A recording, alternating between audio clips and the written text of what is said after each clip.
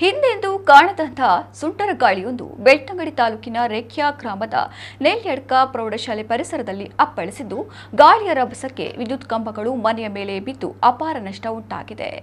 ನೆಲ್ಯಡ್ಕದ KV Abraham ಅವರ ಮನೆ ಮೇಲೆ ವಿದ್ಯುತ್ ಕಂಬ ಬಿದ್ದು ಹಾನಿಯಾಗಿದೆ. ಇನ್ನು ಮನೆಯವರೆಲ್ಲ ಅಪಾಯದಿಂದ ಪಾರಾಗಿದ್ದಾರೆ.